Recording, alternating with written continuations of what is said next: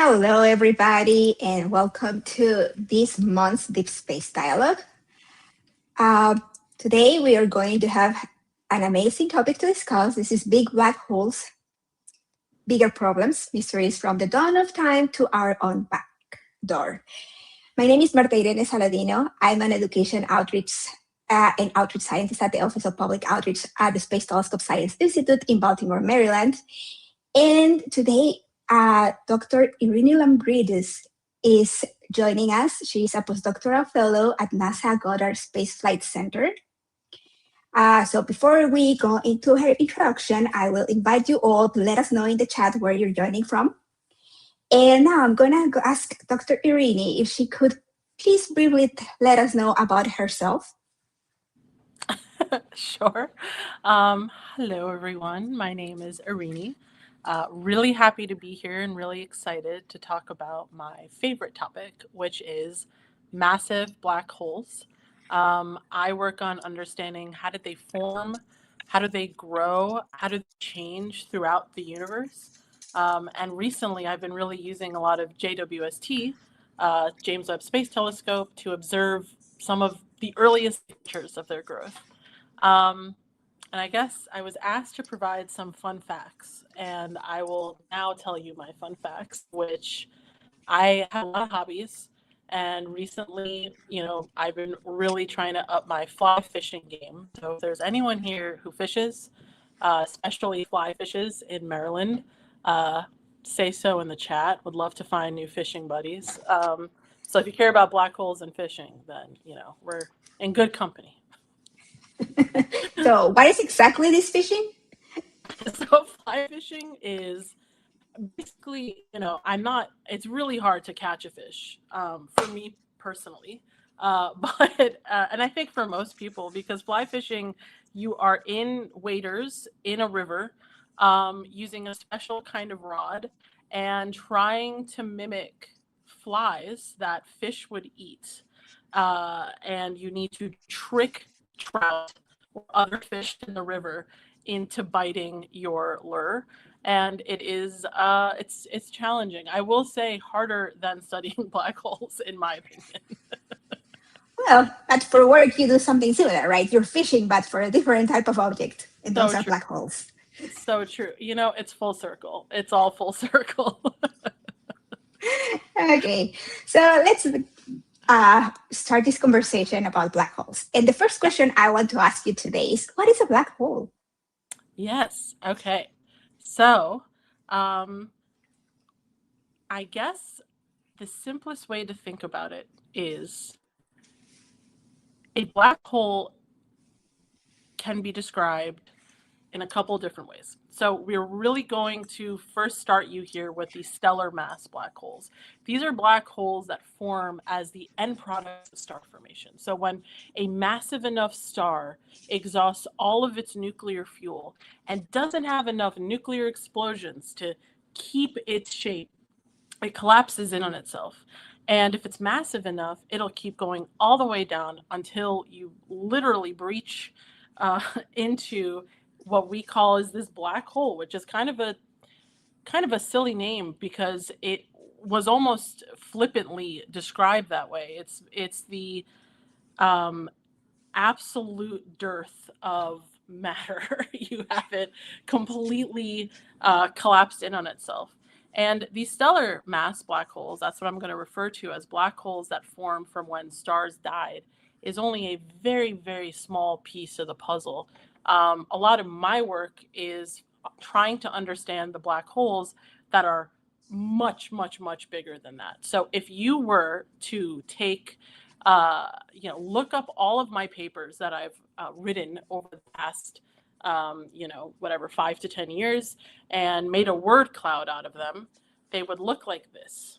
So you see a lot of fun words in here, but I do find this quite funny that my most common words are find source black hole, which is not too far from what I do, which is trying to find signatures of actively growing black holes throughout all of cosmic time to understand how do we get from stellar mass black holes to supermassive black holes, which are billions and billions of times more massive than the stellar mass black holes.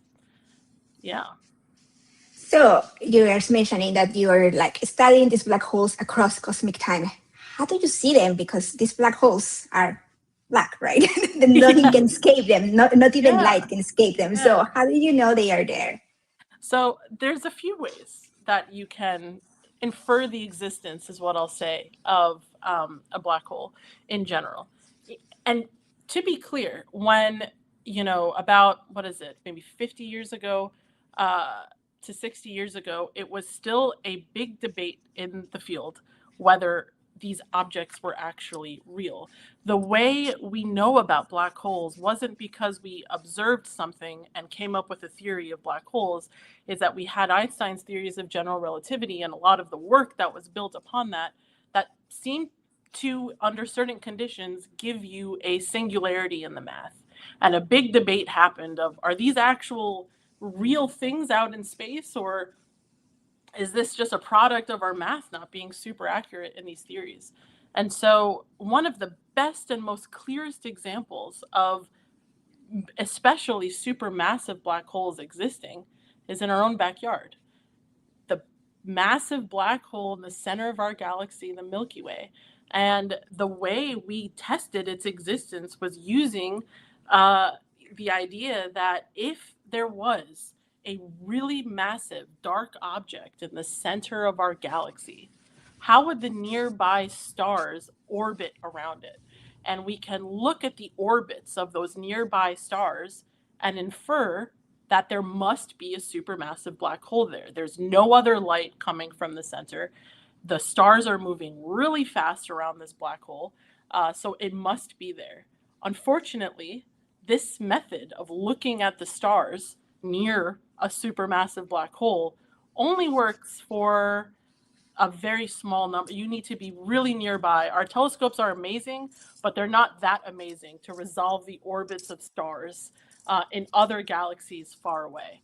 So the other way we can look at growing at supermassive black holes is when they're actively accreting, when they're growing, when they have an accretion disk, which is basically this ring of plasma around them. And I have a couple of cool simulations I'll show you in a second. Where you have all of this material moving really, really, really fast around this supermassive black hole, eventually falling into the supermassive black hole. And as it's doing this whole song and dance, it's emitting a ton of energy across the entirety of the electromagnetic spectrum. And that is what we look at with our telescopes. And so I really love to show this here, some of these simulations that are, these are not, these are artist illustrations. And so this is really meant to kind of convey, first, these stellar mass black holes. When you have a star kind of at the end of its life, getting ready to die, sadly, it begins to shed away all of this material. And over time, if you were to be able to follow this, what we would see is this star collapsing in on itself, having a huge supernova, and forming a black hole. Now, the size of that black hole is going to be pretty similar to the star that it came from. And I just told you the black holes I study are billions of times bigger. And, how do we get to these billions of size bigger black holes? Um, and so, one of my favorite things to really convey this is the scale of how big they are. And so if we were to go from our sun on out here, we're just going through different sizes of black holes. That black hole there is a black hole that exists that was, coming from stellar death. But as we start going out further and further, we're in the orbit of the Mercury, orbit of the Earth. We start getting black holes that are more and more massive. That's the Milky Way, Sagittarius A star. As we go out further and further, we're now getting into black holes that are rivaling the size of our solar system. Cygnus A, huge. This is the black hole in the center of the Cygnus A galaxy, M87. And finally, we're landing on Ton 618, which is one of the largest supermassive black holes we've ever found. So our solar system, the entire size of everything we know about humanity and beyond it, is a little pixel in the center of this black hole that you're seeing here. So that is how big they get. And the way that we observe them is when they have these disks of relativistic matter around them going around. That's one of the easiest ways to identify them in space. Yeah, this is very interesting. So how massive is this black hole that you're pointing out? Ton 618. Okay, so if you were to take our sun and multiply it by a factor of many billions of, I actually, I don't remember the number off the top of my head in units that are not in anything other than astronomers, okay, hot tip. The way a lot of us, when we're dealing with really big masses, we're not going to give you a number in something like kilograms. These are so big that if I were to give you some number in kilograms, it would be like 10 to the 33 kilograms. What does that mean? There's no frame of reference. So usually we report mass in terms of the sun. So we call it M star. And this is our MO dot, which is the mass symbol and a little circle and a dot in the center. And that represents the mass of our sun, and everything is in terms of units of the mass of our sun. So this black hole is at least a factor of 10 to the 8 the mass of our sun. Yeah, it's very big. It's very big. It's very, very big. And we had a lot of theories on how we thought we could get black holes this big. And, spoiler, the new data we've gotten from JWST is really having us, shaking our boots on how accurate those theories were. Because, if you think this is crazy, wait till we start getting into the early universe, because we're finding some strange stuff. Okay, so before we move on, I want to invite our audience to drop their questions if you have any questions for Erini. I'm pretty sure that she'll be happy to answer them. We do have a comment, a couple of comments, I guess, stating that the supernova may occur or not when a black hole is formed right at the end of the life of a star, of a massive star. Do you mind repeating that? I'm sorry, it cut out really quick. Yes, no problem at all. What our audience is saying is that a supernova may occur or may not occur when the massive star, when the life of a massive star comes to an end. Yeah, I mean So is this the comment telling me that supernova may or may not occur? Period versus question mark. Yes. Sure. The big question though that we have is, so what we know for sure is that it scales as a function of the mass of the star, and that you really need the more massive stars to form the black hole. Now, we definitely have more analytical theories on how to form a stellar mass black hole than we do for the supermassive black holes, if the way they form isn't from merging a bunch of smaller black holes together. So the theory and the research going into how you form those smaller mass black holes is a little more advanced, I would say, than the more massive black holes, where there's still some more open questions. But that doesn't mean that there isn't a litany of questions at the stellar mass end. What's going to determine whether a star goes nova or supernova? The difference between nova and supernova in this context, I'm telling you, is the power. And so we know that the more massive the star, the more massive and violent its death is going to be. And the more massive the star, the more likely you will form a black hole versus something like a neutron star or white dwarf.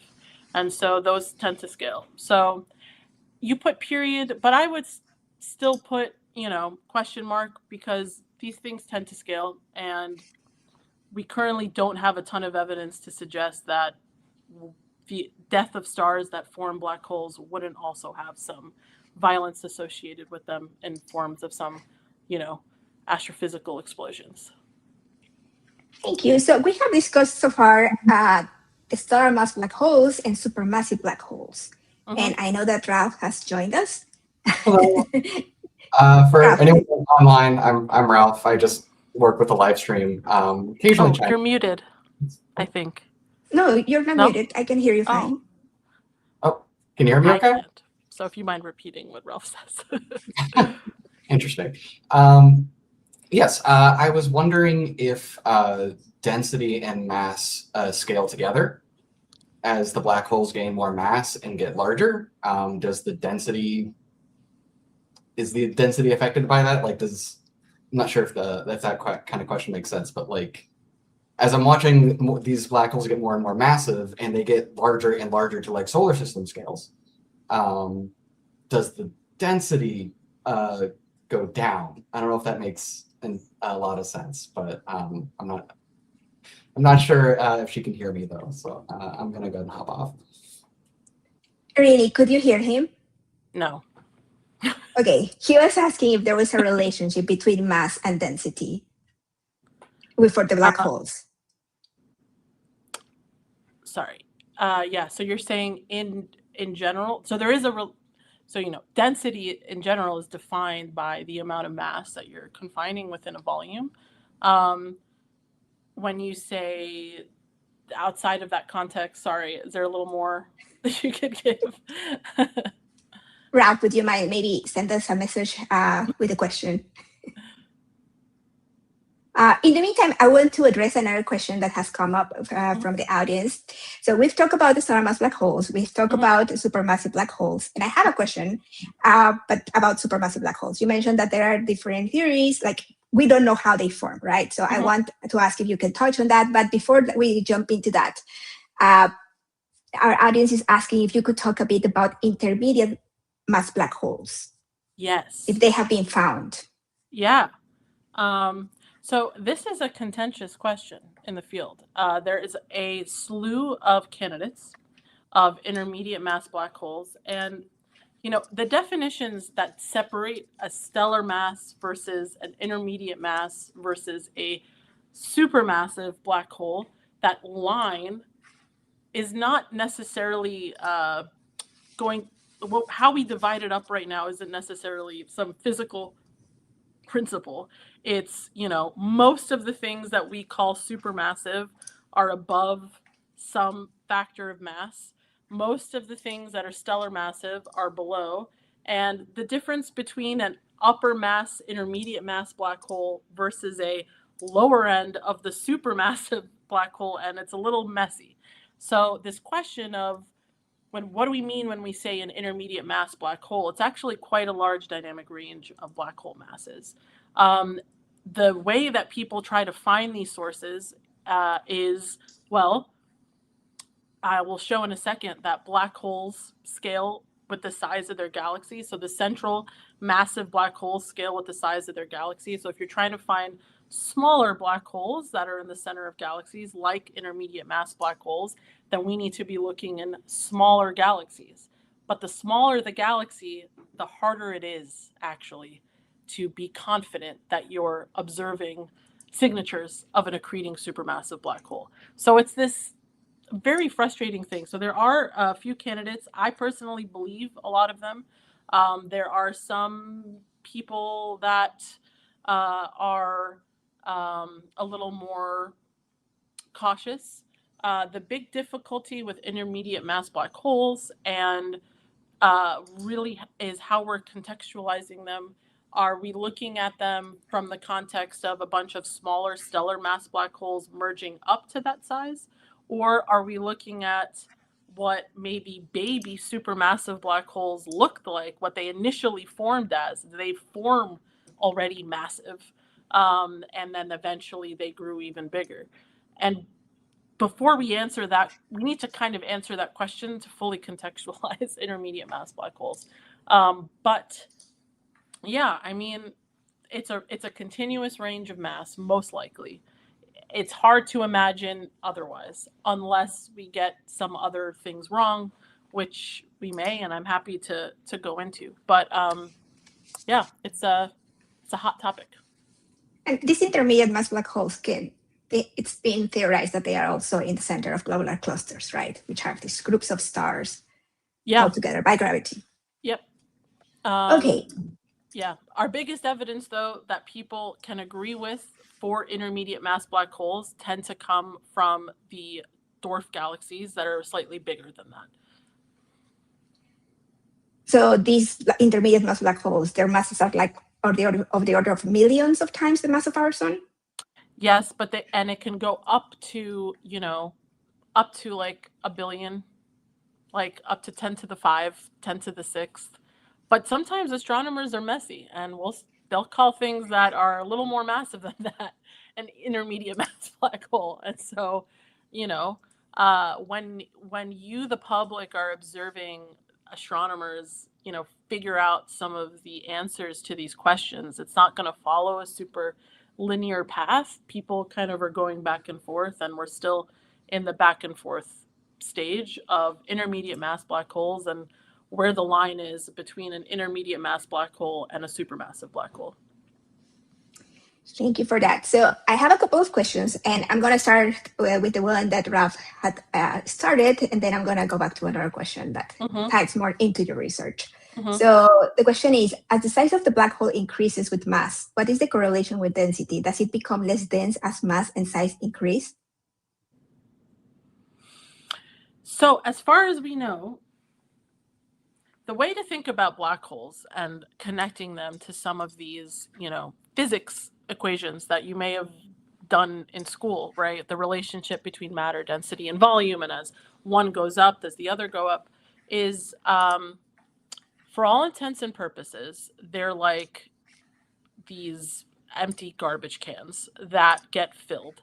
If you were to put a garbage can on a scale and started tossing trash into it, the weight on that scale is going to increase by the amount of trash that you put into it. And this question of does the density, so basically what you're asking is as we're feeding black holes, in addition to their mass increasing, are they physically getting bigger with space? Because if their volume was increasing, then their density wouldn't be increasing, right? Because you're increasing the mass and you're increasing the volume. But if the volume is staying the same, then the density would be increasing. And so, to our best understanding, and I will note that it is a very large open question and field of study on what actually a black hole is. I study the impacts and ramifications of having an object like a black hole. It is a different subfield, and it is a very open question on what actually it is, because a singularity, which is a word you've heard before, is a mathematical construct. What's the physical representation of a singularity? And that's going to require us most likely finding ways to connect the quantum world with general relativity. And so what we observe on the outside is that the size of the black hole increases along with its mass. So the density is not increasing in the way that it's asked in terms of what we observe. The more massive the black hole, the larger of a radius between the event horizon, which is the point of no return, and the, presumable singularity, whatever it is in the center. I have friends who work on this. There's some wacky ideas out there on what it could be, really weird, strange states of exotic energy states and matter. But it's a big question. We don't know. We just know what we observe. And what we observe is that this event horizon, the radius between the event horizon and the center increases as the mass increases. Thank you so much for that. We have another question, and this is more related to your work. So what has been the most interesting black hole you have studied, and what made it stand out? Oh my God, I'm so glad, Amy's Box, that you've answered this, because I've been working on an object right now that is driving me nuts. It is do we want to continue in some of the slides I have to get to this point? But so what I've really been doing over the past couple of years is looking in these really early universe black holes that we've been uncovering with JWST. And one of them is this little red dot, and I'll explain what that is in a second, but it was we think, type of, massive black hole that's actively accreting in the early universe. And it's within the first billion years-ish of when the Big Bang happened. And it looks so weird. I just recently published a paper on maybe the first evidence of what we call variability in its spectra, which means if we were to take a spectrum of the source at one time and then use JWST to take a spectrum again at a later time, the spectrum looks different. So far, no one else has found that. And there's a few other really weird things that it's not even just weird in the sense that little red dots are weird. It's weird for other little red dots. And it's hinting at really kind of exotic physics that might be at play in this source in order to explain all of the inconsistencies we're finding in their data. And so, I have 2 papers written on this one source, and we just got new data, and it's also weird again. And I'm like, I got to stop writing about this one object. It just keeps on giving. We recently named it in the last paper the Glimmer, because it's glimmering. It's twinkling almost. It's changing the amount of flux of light that we're seeing from the source from observation to observation. And it's really throwing a wrench in the work of how we talk about little red dots and how we compare this to the broader population of little red dots that were discovered with JWST. So I have some questions about that. But before we move into those, Yes. I just want to ask if we can remind the audience what the spectra is. Yes. Okay. So before we get there, I just want to also get us all on the same page. We really think that there's a massive black hole at the center of most galaxies. This most means if your galaxy is above a certain mass. And so the thing that has really driven our understanding of black holes and their galaxies, these central ones. So I'm going to be a little flippant here, guys. If I say black hole, I'm referring to the massive black holes, not the stellar mass, lower mass black holes. So they're already big. But the deal is the larger the galaxy, the larger the supermassive black hole in the center. Why? This hints that whatever is responsible for growing galaxies and growing supermassive black holes might be related. And so a big question is what's causal and what's correlated in the process of growing galaxies and growing black holes. But we think a relationship is there and it exists. And for most of cosmic time, so over half the entirety of the universe, we have tested this relation and it is held. So if you were to go to 6 billion years ago and look at galaxies, measure the black hole mass, measure their galaxy, it falls on this relationship, which is crazy that it's fixed for so long, right? And so this has really driven our ideas about how AGN, so this is what we call when a massive black hole is actively accreting, and their galaxies co-evolve with each other. And really to hit the point home, this is a image using 3 different filters aboard the NIRCam camera with JWST.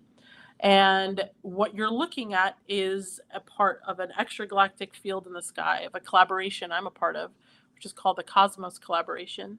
And I'm the AGN lead in this collaboration. So that means I'm kind of like the convener for black hole science in this collaboration, massive black hole science. I facilitate some of these meetings and discussions. And this is an image with JWST of a portion of the field. And sans a few stars that you're seeing here, every other speck of light you're seeing is a galaxy. And inside this galaxy, there's this central massive black hole. But it is only for a small fraction of this galaxy's life that it's going to be actively accreting and growing in terms of these accretion disks I was talking to you about. And so it's about, for most of the universe, only 1% of galaxies with a central supermassive black hole in the center are in this stage where they're actively growing and actively accreting. And it's when they're in this stage we get their spectra. It's in this stage we get their images. So we can only, for most of cosmic time and until LISA, which is gravitational waves, which I can touch on later, for most of cosmic time, if we want to study supermassive black holes, we need to observe them when they're in this stage of growth surrounded by an accretion disk. And the bigger the black hole, we think the bigger the problem it is for the galaxy it lives in. They release a lot of energy as a process of having this accretion disk. So when you think of black holes, you think the opposite. You think, well, they're dark, so they're black holes. But when it's in this stage of an accretion disk, these photons that are traveling around on this accretion disk are banging into each other and releasing energy. It is a nuclear engine in the center of galaxies, and all of that emission is coming back out into the galaxy, and it's impacting how that galaxy might be forming. This is an open question, how much it impacts the galaxy, but it's that light that we're receiving in our telescopes. So when we're looking at galaxies with growing supermassive black holes, it's the sum of parts. We're looking at both the collective amount of starlight and all the things that stars can do, like go nova, pulsate, all the other stellar phenomena that can exist. And at the same time, we're also looking at accreting massive black hole processes. They can flare, they can have radio jets, they can have these things called winds where you're literally powering a wind off the accretion disk into the galaxy. And all of these are going to have different signatures within their electromagnetic spectrum. And so this here is really, I'm not going to explain every process of this here, but this is kind of me decomposing to you all the different parts that make up this central engine that is a massive black hole with an accretion disk around it. And all these different parts have different signatures, from the gamma ray part of the spectrum all the way to the radio part of the spectrum. So I love AGN, with active galactic nuclei or accreting central supermassive black holes, because you can give me any telescope and I can find them with those telescopes. Thank you for that explanation. So one question before I go into mine. Are you describing, from the audience, are you describing Hawking's radiation? No. Hawking radiation is cool. So for those who don't know, one of the questions is that Hawking was dealing with was, well, what do you do if a black hole doesn't have material to eat anymore? What happens when you have a static, isolated black hole? Does it just stay that way?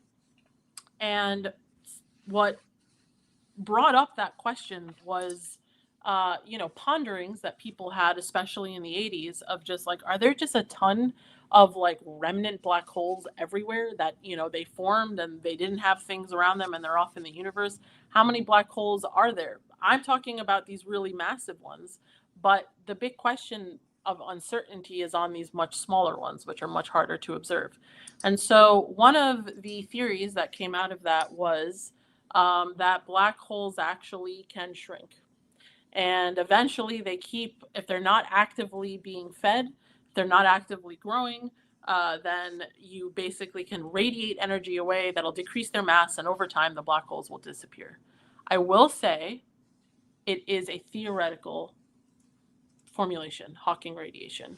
And in terms of predictions, in terms of observations, at this juncture in time, it is very difficult to confirm nor deny that.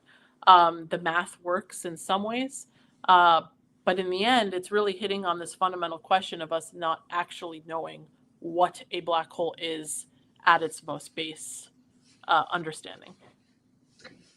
Thank you for that. So the next question I have is, you have shown us that black holes, well, AGNs, active galactic nuclei, emit in all types of light, right? You mentioned that, all the way from gamma all the way to radio. So JWST is a very specific part of the electromagnetic spectrum. Yes. What have we been learning from JWST? And there's another question that is kind of related from the audience. Will all black holes appear in all 4 filters? And they have given us 4 filters: F115W, F150W, F277W, and F444W. Yeah. Okay. Are you Great familiar question. with these filters? Yeah. Oh my God, they're my life. Use these a lot. That image you saw before was a combination of all those filters. So yes, and I've been in Spectraland lately, which is using near spec versus the imaging filters that were referred to there, but I use both.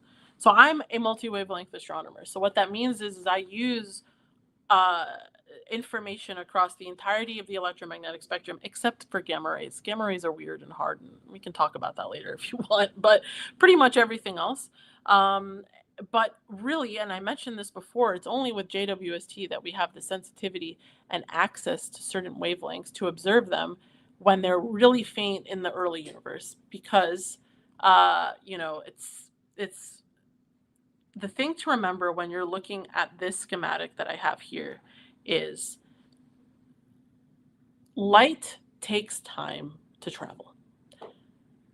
If you have an object right next to you, if we were to have an AGN right next to us and we were to look at all of its light and the relationship of all this light between each other across the entirety of the electromagnetic spectrum, it would look like this schematic that I'm showing you.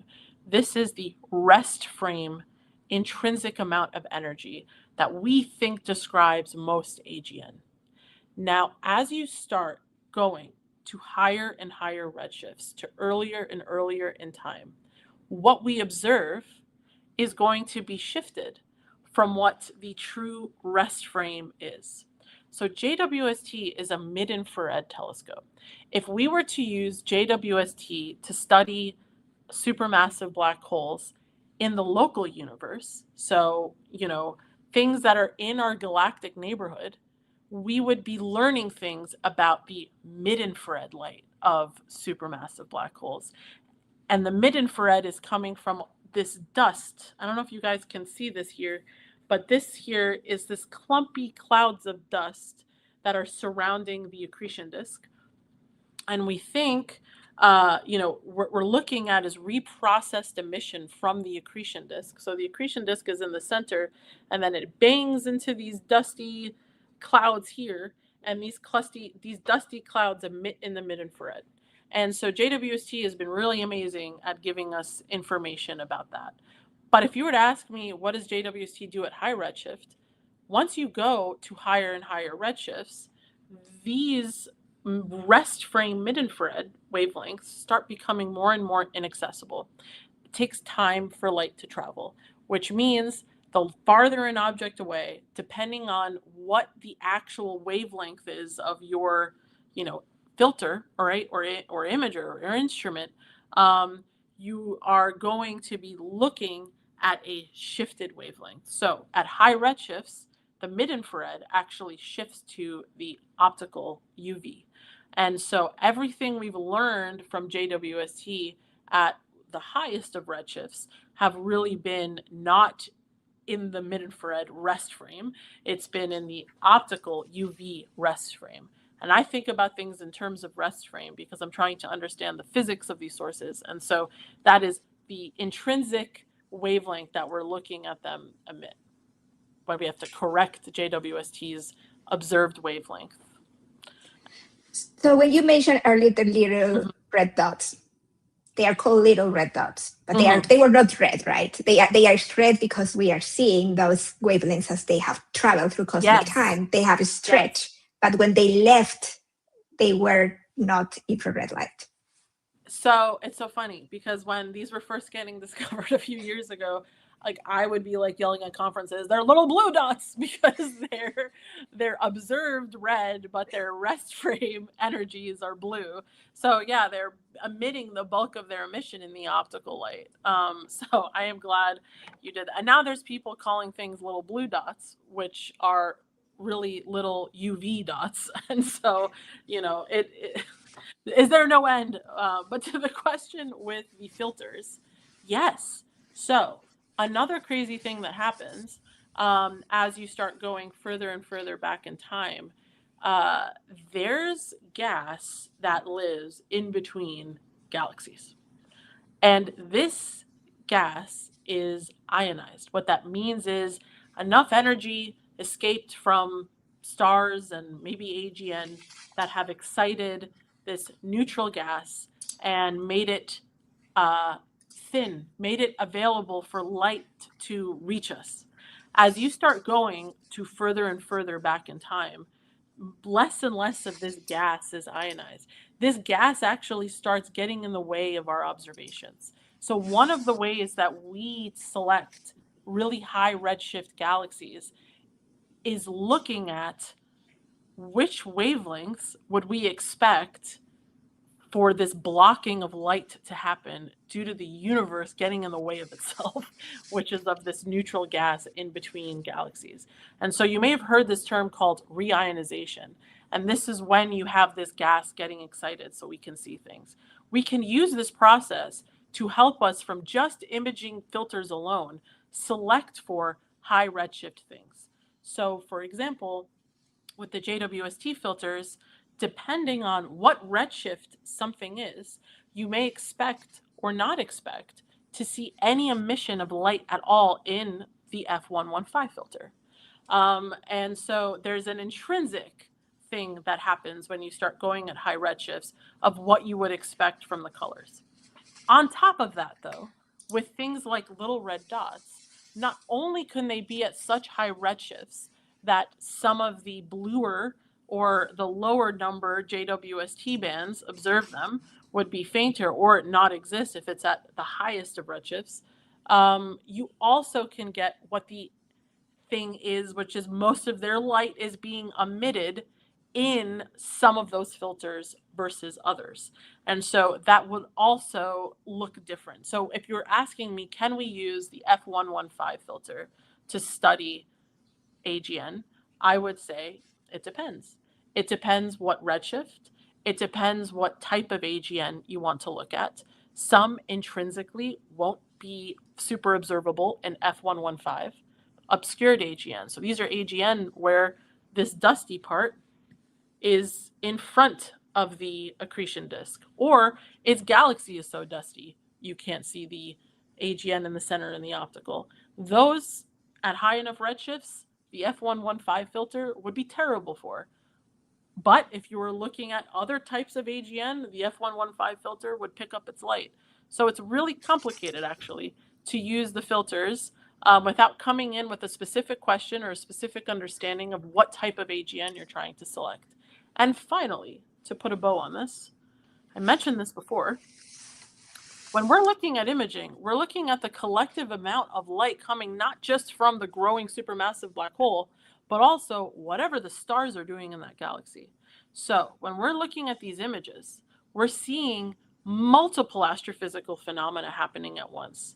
So us astronomers have the hard job of disentangling the light we're seeing from these images into its component parts of star formation and AGN activity. So that was a very long way of saying yes. Thank you. So, if I may, I want to go back to the little red dots because you've Yes. been mentioning them a lot, and this talk is Mhm. about black holes. So, Mhm. what are little red dots? Are they black holes? You know, this is great because we're going to right before we get to little red dots, because I really need you guys to understand why little red dots have kind of launched a renaissance for understanding of black holes in the early universe. So what you're looking at here is this little cartoon. And first black holes are somewhere on the upper left here, beyond, this is redshift here. So this is looking further and further back in time. The halfway part of the universe is around here. So we're using this in terms of redshift, and redshift isn't linear. So that's why it's not, the middle point is the halfway point. The middle point's around here. And as we go further and further back in time, around here is about 1 billion years after the Big Bang. And as we keep going, we're getting closer and closer to the Big Bang. So the first black holes formed around here. Maybe if we think redshifts 15 to 20, who knows? And the present day is at redshift 0, or now. We have predictions on what we think the population of massive black holes are doing. So for one, we think that the black holes in the early part of the universe should be smaller, that the average size of the massive black holes should be smaller than the average size at redshift 0, and they'll probably live in smaller galaxies. And the reason why we thought that is because, well, there wasn't enough time for both these things to grow. They needed time to grow. And where we've known we think the bulk of black hole growth and star formation ever occurred in the universe is close to the halfway point of the universe. We call this region cosmic noon. It's between redshift 1 to 3. And this is where we think the majority of bulk of growth is happening between massive black holes and star formation.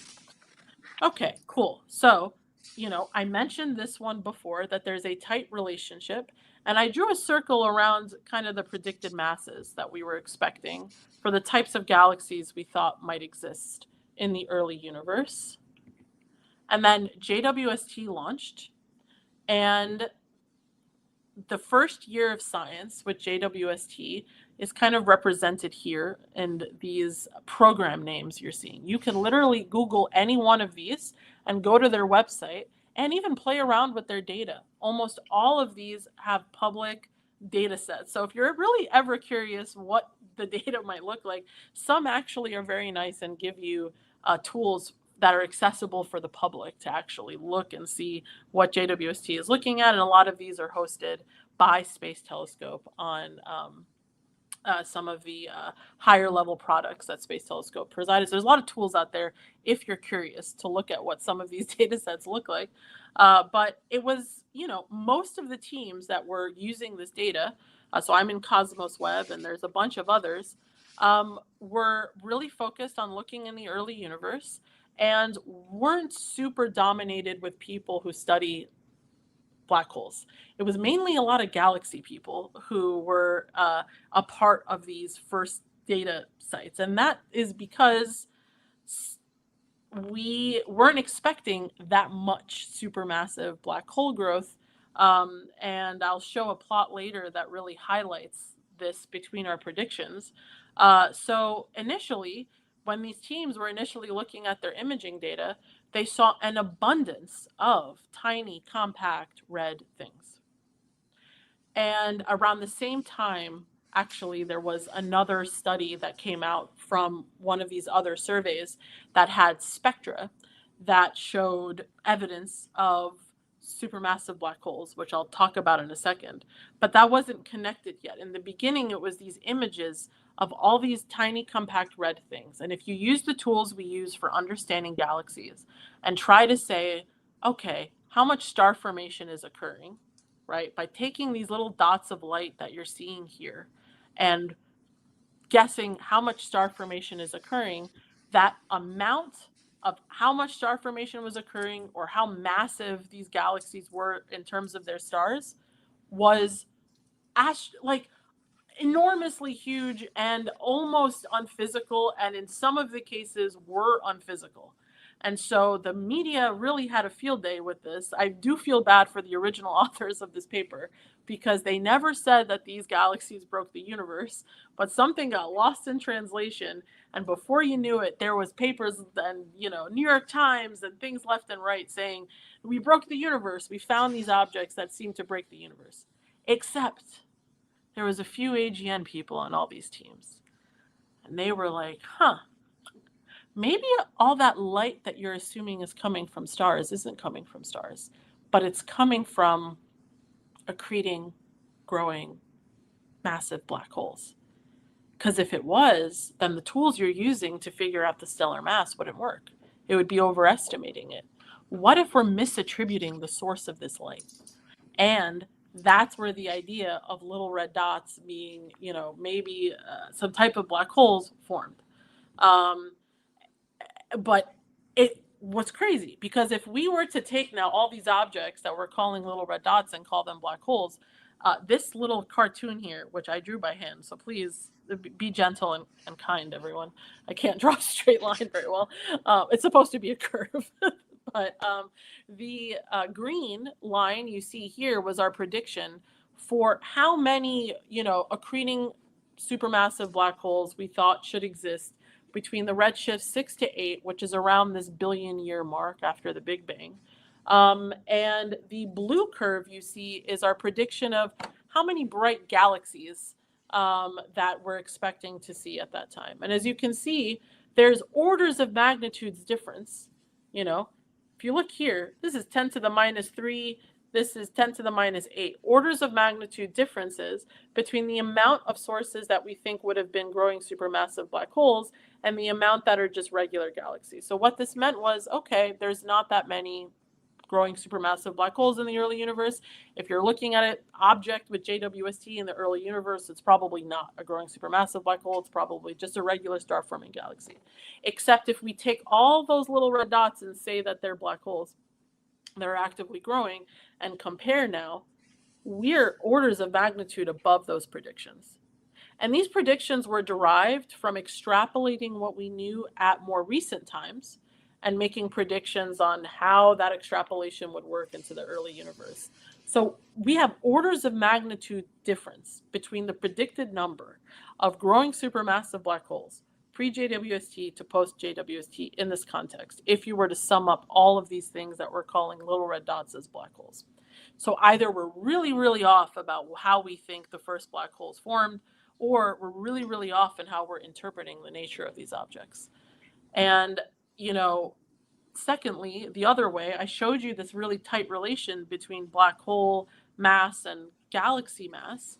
And we also have tensions there. If you use the same tools, which is another question, of how we calculate black hole masses and apply it to these objects and try to estimate their stellar mass, they're above the relations. So you may have heard phrases like overmassive black holes, really big, obese black holes, really big black holes. This is what they're referring to. They're comparing these black holes are more massive relative to the size of their galaxies.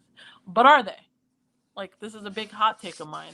The tools that we use to understand these sources may not be the right tools to use, and that'll change what black hole mass or stellar mass you infer in these systems. So if you're curious about that, we can talk about that. But this is just to show you that if we were to take all these objects that are called little red dots and assume that it's supermassive black hole growth, there's tensions with what we predict. And I really can't stress enough, the name is not that clever. In fact, it was the story of how this name happened was literally they're little red dots, and it was put in the title of one of the papers that was working on these sources, and the name stuck. And so we say little red dots or LRDs, and it's blown the field by storm. But I will say, there are other weird AGN that are not technically little red dots that JWST has found in the early universe. So part of what I like to do is connect these little red dot populations to the total demography of AGN JWST might be observing at early times and the populations that AGN is missing, that JWST might be missing. Thank you. Before we jump into other questions and being mindful of the time, I want to allow some time for questions from the audience. So one of them is kind of related to what we were just discussing about what's the origin of black holes at high redshifts. What is your thinking about the role that population 3 stars played into the formation of the early black holes? Yeah, so to refresh any of our listeners here, we were asked what's the role that POP3 or population 3 stars played. So if you're curious, what's a POP3 star? So astronomers did this one backwards. So POP1 stars versus POP2 stars versus POP3 stars, we're going to earlier and earlier generation of star formation. So population 3 stars are the predicted first ever stars to be formed in our nascent universe. So these would predate the formation of galaxies. You need to have the stars first, and then the galaxy is this, we think, amalgamation of stars. And so these POP3 stars are predicted to look really different from POP1 stars. And one of the questions was, well, I just mentioned to you, one of the ways we form stellar mass black holes is the explosion of really massive stars. Well, POP3 stars are predicted to be really massive. So what role do they play in basically being seeds of the first massive black hole population? And there's a lot of theories on this and a lot of predictions. In terms of connecting it to the observations, there's been a lot of contention because if POP3 stars are responsible for seeding the majority of black hole growth, we can make a prediction on what mass distribution we should be seeing of the massive black holes that we could observe. Does it make sense that they came from population 3? And in order to answer that question robustly, it means we need to trust the black hole masses that we're inferring. Now, if you were to take the current black hole masses at face value and were to take massive star death predictions and propagate it, there seems to be an abundance of black holes that are still too massive to explain from some of the POP3 scenario, POP3 black hole star formation scenario models, and that you may need something that can form you a massive black hole earlier and more massive than a POP3 star could. But that's assuming you trust the black hole mass that you have. So do I think that POP3 stars could play a role? Sure. And there's a lot of active research that's occurring in really understanding this early massive star population. There is a lot of uncertainty of how this could look like and what impacts that it would have. Other ways that have been theorized that these early massive black holes could form is through direct collapse means. So this means that you are not going through some sort of normal stellar evolution process and forming a black hole, but you're going through some sort of process or phenomena that's able to form you a black hole that's already past the stellar mass, black hole mass. And it's already in what you would define as intermediate mass black hole mass range immediately. The black hole formed at that mass. Those are really tricky to make theoretically viable all the time. There's a lot of active work going on this. And it's really going to be us observers to really nail down how much we trust these black hole masses, because that's what's going to be needed ultimately to answer your question on the viability of some of these early. I think that it's going to be a continuum of processes. Nothing is preventing POP3 and other mechanisms of forming black holes to coexist in the early universe. Thank you. I'm going to read the last question because we are close to 8 p.m. And after that, we can start wrapping up. Do we have any explanation as to why the supermassive mass black hole at the center of the Milky Way is fairly small compared to those at the centers of other large spiral galaxies? So it's all going to come down to the fact that the Milky Way black hole, Sagittarius A star, is within the scatter of the relationship of what we call the, stellar mass to black hole mass relationship of galaxies, which relates the mass of the black hole to the mass of the galaxies. And so really it comes down to the mass of the spiral galaxy. So the question of what was the history of Sagittarius A star, its history of accretion, which would be marking one of these episodes of its growth. Currently, we're not in a massive accreting episode that is similar to some of these objects that we're talking about. We should be thankful we're not, to be honest with you. But we have evidence that maybe that has actually happened recently in astronomical timescales in the Milky Way. I don't know if you've heard of something called the Fermi bubbles, but this is evidence of, maybe previous episodes of AGN activity that happened in the Milky Way. But to people's best understanding, spiral galaxies fall on this same relationship between their masses scaling, the mass of the black hole and the mass, and they're scattered in that relationship. and there's an acceptable amount of scatter that astronomers basically say it's good enough. So usually it's, within some standard deviation that we decide that, okay, this is good enough, and Sagittarius A star falls on that. The question of how do we really understand the growth of black holes? How do you get a black hole to go from being inactive to getting triggered and having an accretion disk? That is an open question in astrophysics. And it's a question I spent a lot of my PhD thesis on, was trying to understand how do you actually transport the amount of matter you need to the very center of the galaxy and get it to basically form this accretion disk that falls onto the black hole. And so when you start going on the individual galaxy level, it becomes a lot more complicated. So a lot of our understanding about, the growth of black holes and their galaxies is coming from aggregate, looking at it on the population level. I don't know if that satisfactorily answered your question, but there's a lot of facts to be said about them.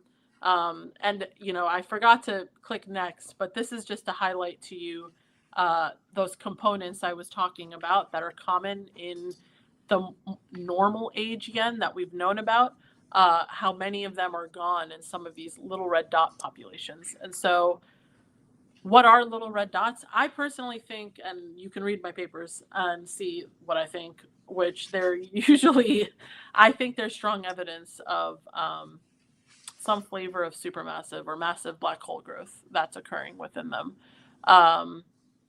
And I do think, though, that there's some intrinsic differences between them, which means the tools we use to study them probably can't be the same tools we use to study normal black holes, that we're going to be needing to making some adjustments.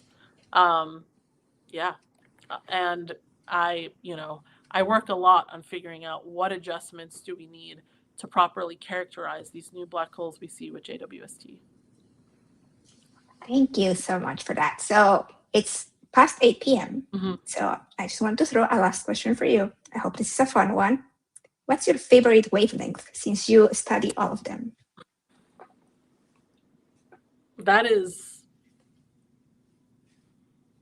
I feel like I have to pick sides now with this. So, okay. Okay. So the lab that I'm currently located in NASA is known as the X-ray lab. And I do have over 250 hours of Chandra X-ray data that's actively being taken right now in the cosmos field. So I love the X-rays. I do. Don't get me wrong.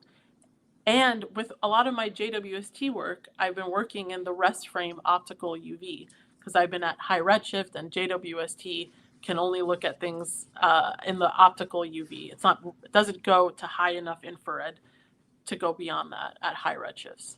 So I work on that and I love it too. But what I really love is the mid-infrared. I love the mid-infrared because in the mid-infrared, you get both signatures of supermassive black hole growth and star formation and dust all at the same time.